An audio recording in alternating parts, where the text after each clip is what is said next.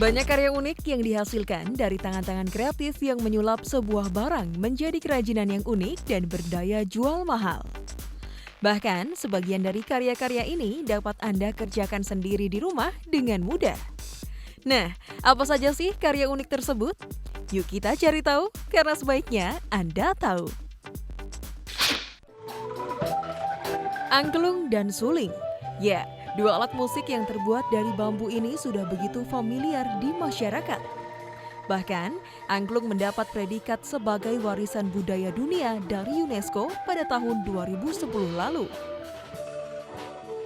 Namun tahukah Anda masih terdapat berbagai jenis alat musik lainnya yang juga terbuat dari bambu dan memiliki suara indah hingga terkenal di beberapa negara.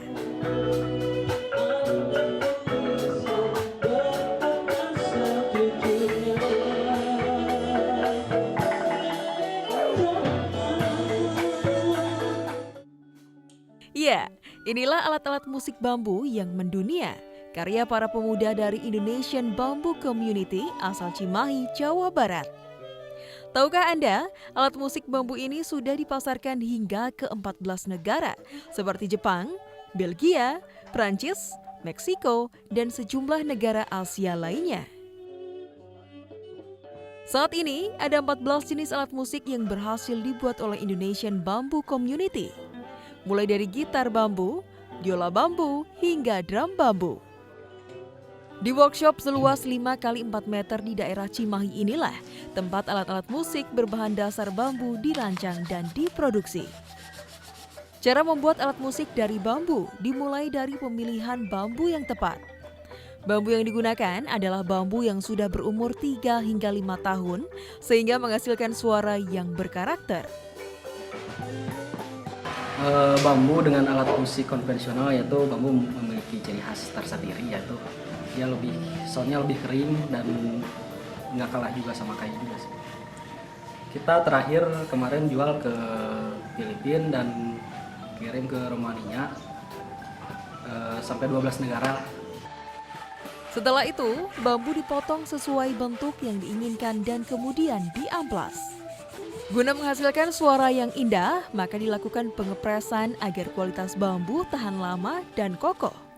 Kalau alat musik konvensional itu terbuat dari kayu. Itu kemudian kalau kita buat inovasi baru dari bahannya itu dari bambu, karena kami melihat bambu itu sebagai tanaman multifungsi sebagai emas hijau. Jadi kalau misalkan untuk bambu kita sekitar 3 sampai 5 tahun itu sudah kita bisa jadikan produk, tapi kalau kalau misalkan kayu kita harus menunggu sekitar 50 tahun. Itu keunikan yang pertama. Yang kedua, itu kekuatannya. Kalau misalkan kita pengolahannya yang benar, itu bambu itu bisa kekuatannya itu setara dengan kayu kelas 2 seperti kayu jati.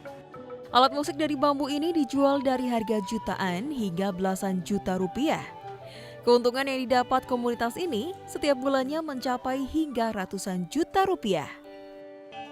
Ya, bagi sebagian orang, bambu mungkin dianggap barang murahan yang tidak memiliki nilai guna, bahkan menjadi sampah.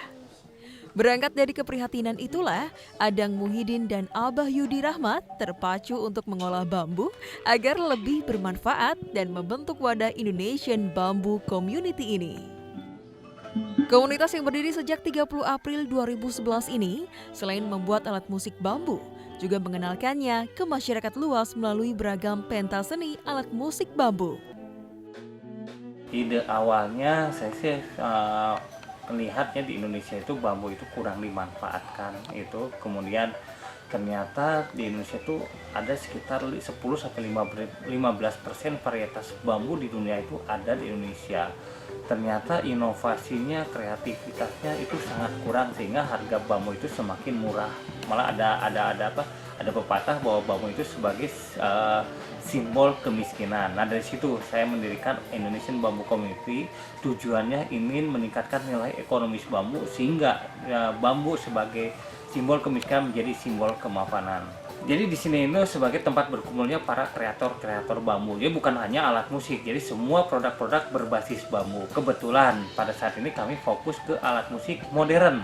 Itu jadi alat musik modern dari bambu. Jadi inovasi dari kami sendiri. Gitu. Dalam bermusik, komunitas ini memainkan berbagai aliran musik dengan aransemen sendiri seperti musik tradisional, blues, dan jazz. Indonesian Bamboo Community saat ini telah tampil di berbagai acara musik nasional maupun internasional.